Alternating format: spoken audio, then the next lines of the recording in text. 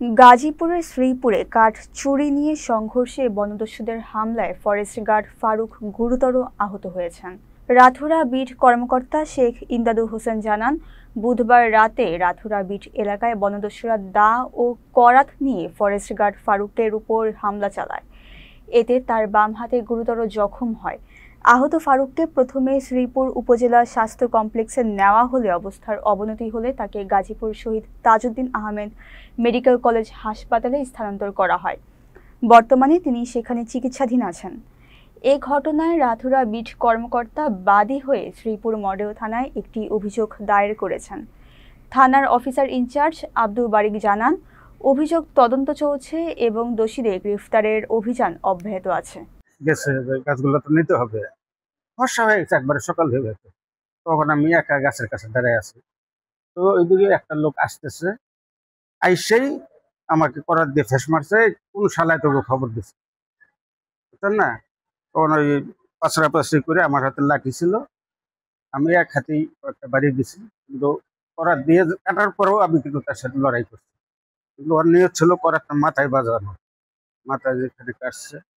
সাহেব উনি একা ছত্রভঙ্গ হয়ে যায় এবং একটা কাঠের গাড়ি ধরে, সেখানে লোকজন আমরা যেতে যেতেই দেখা যাচ্ছে যে ফারুক সাহেবকে হাতের করার দ্বারা তাদেরকে আঘাত করে এবং গাছ ফেলে রেখে ভ্যান গাড়ি নিয়ে চলে যায়। আমরা আসামি পাইনি।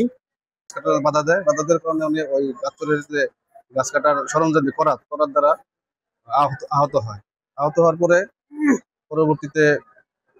পরবর্তীতে ওনাকে স্থানীয় উপজেলা স্বাস্থ্য কমপ্লেক্সে নিয়ে যাওয়ার পর ওখান থেকে ওনার রেফার করে যে না, এটা সম্ভব না, এখানে সম্ভব হচ্ছে না। পরে ওই তাজউদ্দিন মেডিকেল কলেজ হাসপাতালে নিয়ে আসে, আর জব্দকৃত মালামাল বিট অফিসার অফিস হেফাজতে নিয়ে গেছে। আইনানুগ ব্যবস্থা। কলেজে আসেন সকালবেলা 26 তারিখ, রোজ 26 তারিখ 8:45-এ আমাদের কাছে রিপোর্ট করে ইমার্জেন্সি বিভাগে।